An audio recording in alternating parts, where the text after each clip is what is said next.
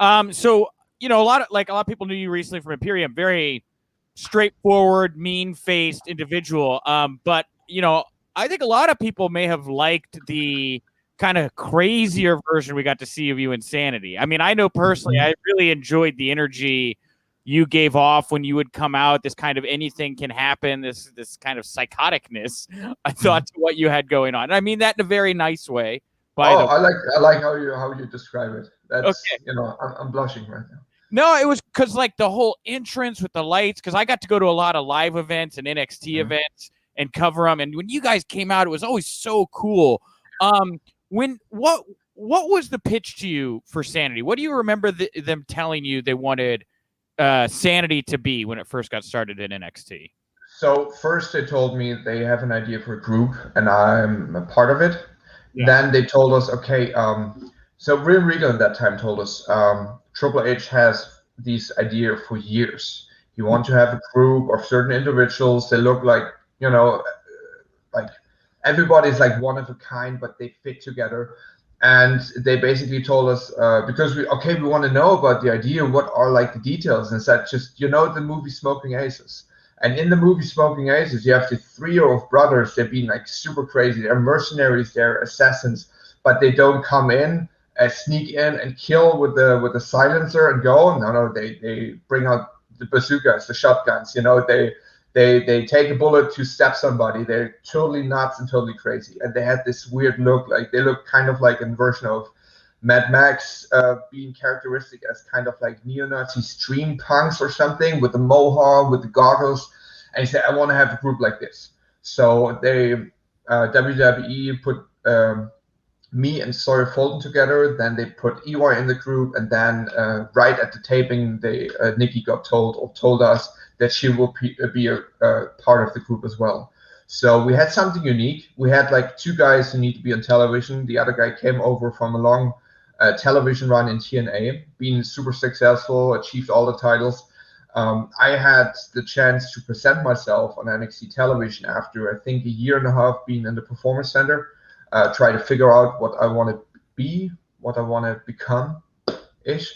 Then Sawyer Fulton just was sometimes presented on NXT television, but also floated around. Yeah. And then Nikki Cross was probably the newest signee of it, and they put her with us because she's a bundle of joy and very energetic in a lot of ways.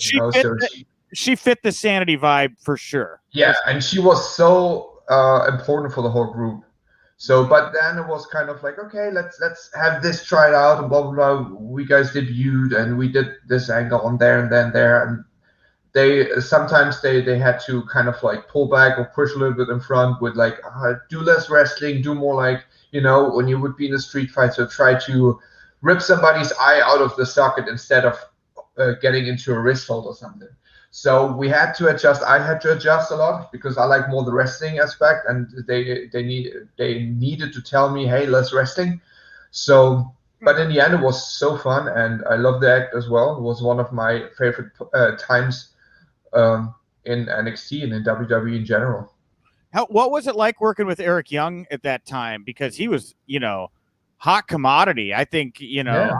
I was surprised he did not make more of a splash in WWE. He's got all the tools. How was it working with him during that? It was awesome to work with him. Not only that I can call him my brother now, but also he taught us a lot. Like the whole group, he gave us a lot of hints how to, work better on a television program, how to kind of like play into the cameras more, and also like promo wise and everything. From wrestling standpoint, everybody was different, and everybody had their favorite side on how to do wrestling stuff. But like from production wise, from the character wise, how to work a character, how to do this and that, he helped us a lot. He helped me a lot with that. And yeah, he's a cool guy. He's 100% EY, and you can see it right now. And I'm very happy for him that he found his way back to Impact. And you can tell he's happy, and he's doing what he wants to do in the way of like he's very creative, especially like he's very outspoken about like the stuff he wants to do in promos and everything. So he's not a guy who holds back, and you can see it right now with Violent by Design that he's his vision of SAnitY is that, and I know it because we had a lot, like we spitballed a lot of ideas about messages, promos, and I can see he's using all the material right now for his thing on TNA and Impact, and I'm very happy for him that he has the chance now to express himself with his creativity in a different promotion. What was your relationship like with Triple H when you were doing all this? Were you regularly communicating or distance? What was that like? Oh, kind of. I'm not a guy who wants to get too deep in that, and I know it's maybe a difference of culture, but for example, like I ask you for a meeting, and maybe I ask you twice, but as soon as you say I get back to you, I will not bother you anymore. And if it even means we don't talk for 10 years, you know, I don't wanna run behind you and just beg you for attention. I don't do this. And especially, I don't want to brown nose. I don't want to kiss somebody's ass. Not saying that you have to do that with Triple H, because he seems to be a very cool guy. I never had with him a really deep relationship. Small talk, you know, that's it. That's what it was. But we never had really a big conversation about anything so much. I asked him a lot of things where I thought I need to ask him because it's his idea with SAnitY, and a lot of times with production I want to ask him because a lot of times when you ask a producer and he tells you do this, a lot of times it happens that it's right the opposite. And it's not hitting on the producer, but you have to ask the boss how he wants to have his product. That's my opinion. Same goes with the main roster. A lot of times you kind of like, you're in the dark and somebody tells you go to the right, but you have to go to the left because to the right is not the best way to go right now.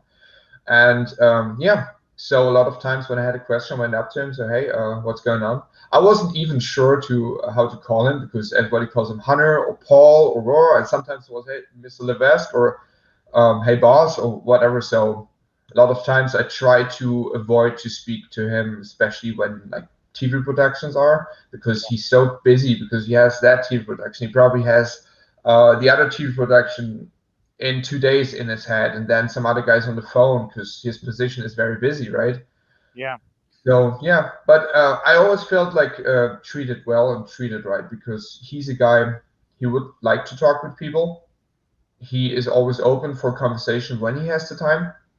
But again, I will not. I always feel weird, like especially the last time I tried to talk to him, I felt like a freaking creep because I was always standing in the back just to wait for the moment. Like, okay, is he now? And I tried to read the person. Is he now in the mood to talk, or should I do it the next week or something? You know. So the last times I felt a little bit like a creep, like just standing, maybe I don't know, 10 yards behind him. Always like, see, I stand an opportunity. But I feel uncomfortable with doing that. It was kind of like for me, because again, I was trying to figure out where we're going with the story. But yeah, it is how it is. I know, for example, Ivar had a better relationship with him, and that was cool for me. And also, I know, because English is not my first language, and a lot of times I stumble over my words.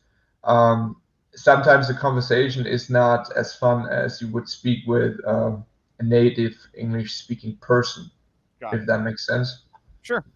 Familiarity. That makes sense. Yeah. Yeah. When he was doing meetings, did you ever did he talk to you all about competition with AEW? What was the vibe when you guys got into the Wednesday Night War? No, that was never a thing. I remember there was one meeting where it got mentioned that that NXT will move to Tuesdays.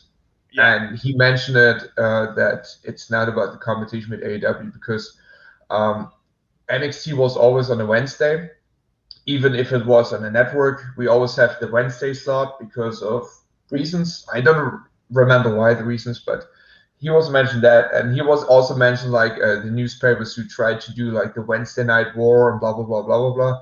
But he wasn't keen on that. He wasn't like, I don't care. I care about my guys. I care about you guys. I care about that we put the best product out as possible, that you guys succeed, that we as a whole succeed.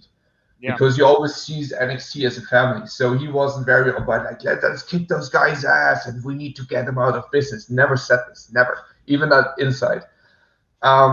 he was very on like let's it's always a competition no matter which promotion. He said, and competition keeps us guys like rising and just keeps us thriving. Yeah. And that's important because competition, a lot of people say competition is healthy for the business. And even before AEW, we're always in competition. There are more promotions out there than AEW still. Yeah. So, and you also mentioned, like, for example, the demo, like, because a lot of people are like, AEW scored more viewers in the 80 to something demo. And the funny part was, like, he gave us a little insight of, like, USA Network, they are not aiming for that demo. Yeah. So basically, yeah, they can have the demo because it's not important about who has the bigger ratings, blah, blah, blah. You have a contract with the channel. That's what I say right now, not what he said. Yeah. Okay. You have a contract with the channel, right? They pay you an amount for a year to produce the products. As long as they're happy, nothing else counts because you have to satisfy the guys who pay you and also the guys who switch in. And if you in the demo and you want to watch NXT, you watch NXT. If you want to watch AEW, you watch AEW. That's the beauty of freedom of choice. Yeah. But I think it got too over exaggerated with this Wednesday Night War because like everybody wanted to go back to the Monday Night War because it was so exciting and they battled each other and it was about ratings and everything and everybody was so hot on there's another war coming and now between AEW and one of the main bosses from AEW, he got fired by WWE, so we want to take them out of business. I don't know. It's too corny for me. So yeah. I wanted to ask you about kind of real quickly the culture of NXT. There were reports that like Velveteen Dream and Drake Wuertz had become problematic and that people were unhappy with their behaviors or just kind of things they were doing. Did you notice anything with those two? Was there known problems? No. No? Okay. No, nothing. I don't get this. It's for me sometimes a little bit clickbait stuff. Yeah. And I just can't speak for me.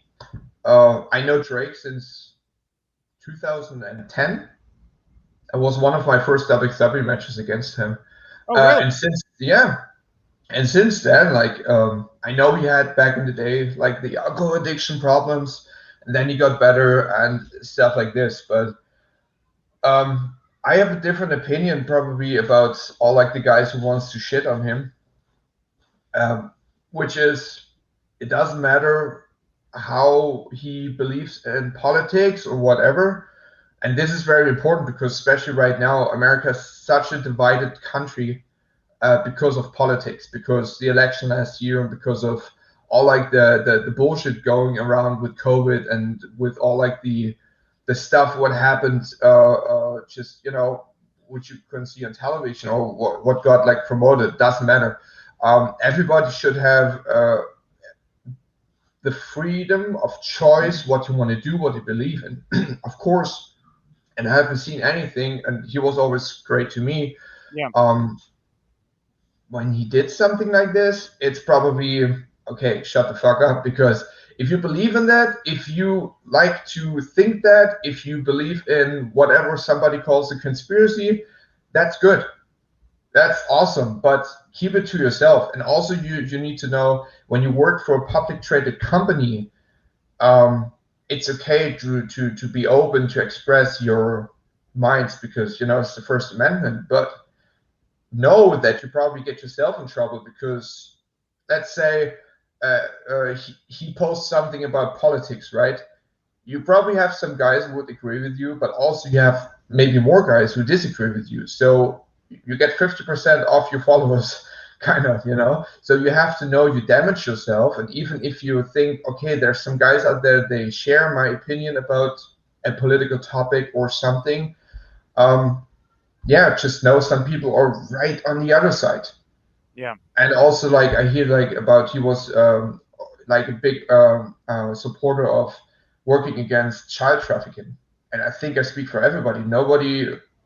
Nobody thinks that's a good thing. It's a horrible thing, and if you get deep into it, you probably get fucked up in your brain.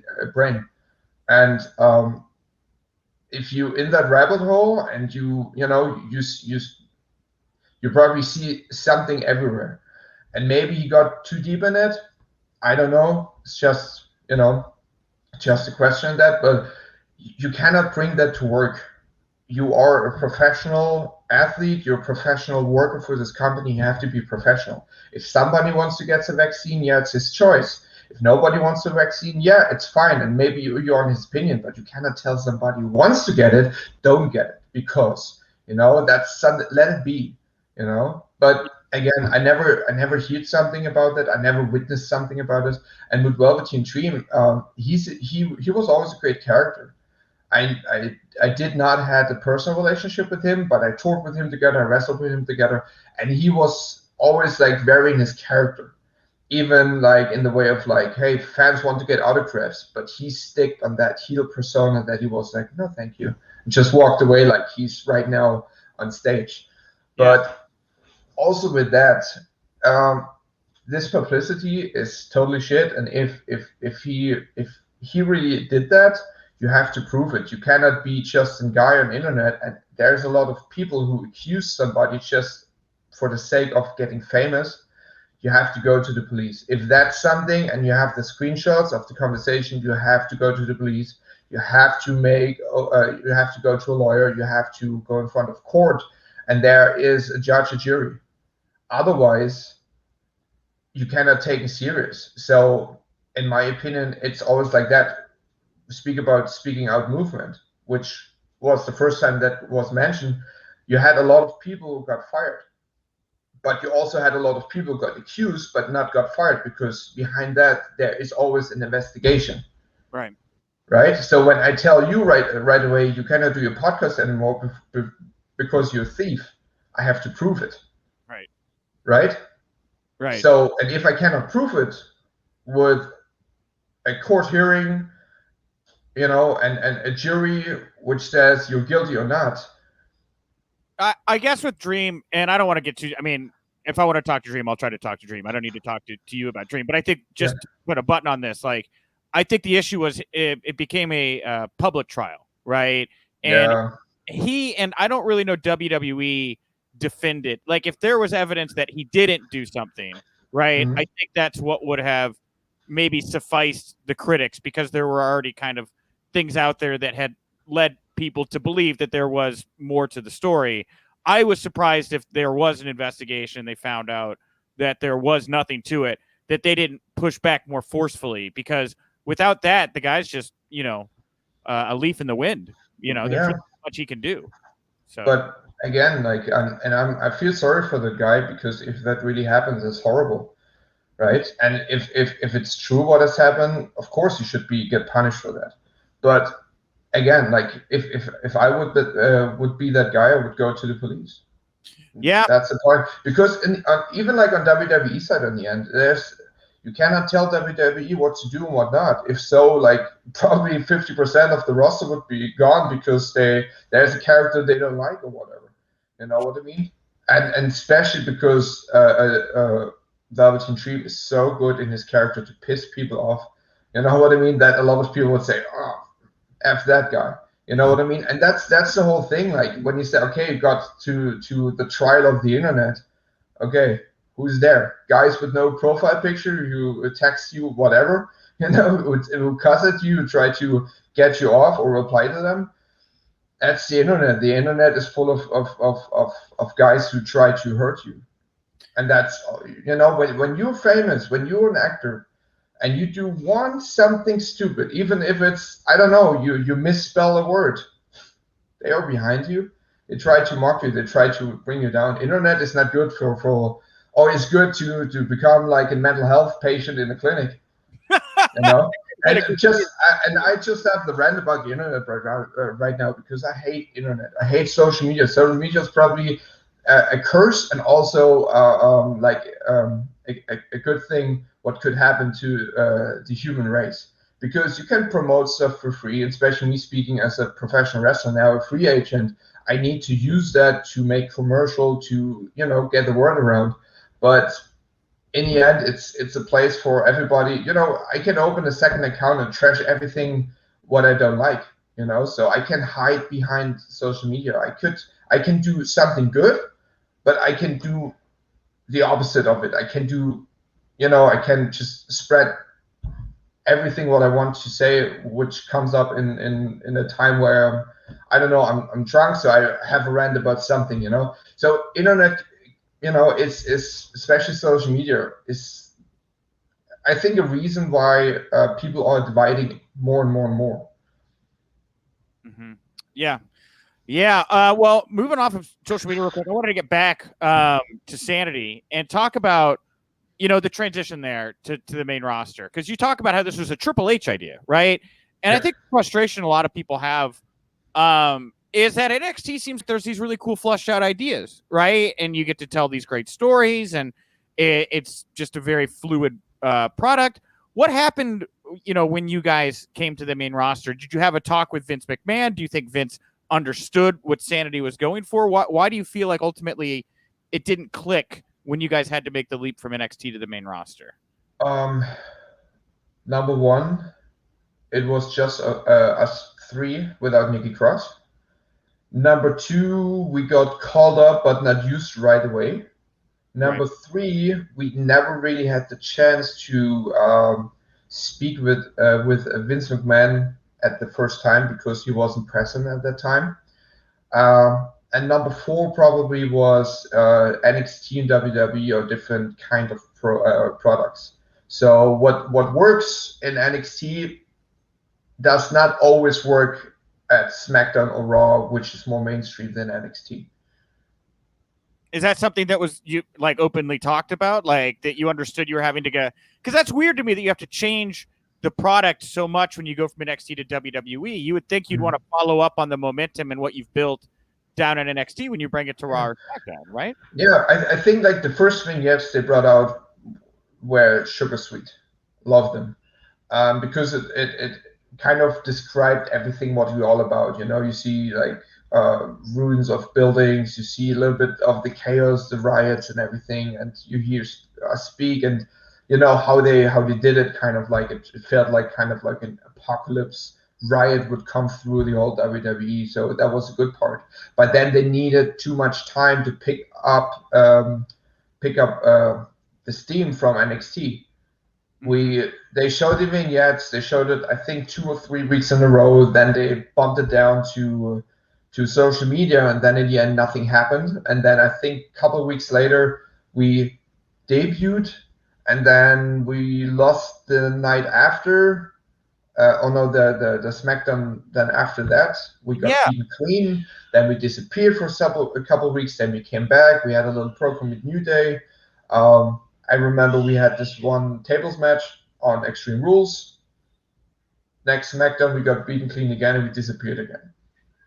So, in a lot of times, it's very important to be at the right place at the right time. And I think, so we got told they have ideas. And yeah, Vince is very excited to work with you guys. And we have a lot of ideas for you guys. And you will be on every show.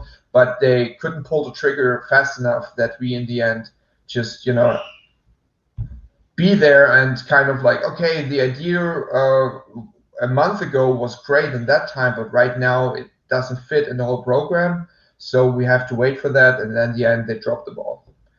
Man, and so when you go from NXT to WWE, or the main roster, you get a new contract, right? You get a better deal. Yes. So when you go back from the main roster down to NXT, did that change again? Did you go back to your old NXT one, or did you get to ride the nicer? No. They because I just signed the contract and 2 years left, and they just told no, you just stay on the contract. That's it. Oh well, that's which I'm very grateful for, because I went to NXT UK and just made the main roster money. So that was sweet. That is pretty sweet. That's a good deal, man. All right, man. I took way too much of your time. I just kind of fell down the rabbit hole talking with you, Axel, and I just realized how long we've been talking. So I apologize for you over time. No, don't worry. I take my time for you guys. Okay, thank you, Axel, the Axeman. Axel, so what's next for you? What do you want to tell people? Where do you want to send them to follow you, support you, and what do you want to tease them with what's ahead?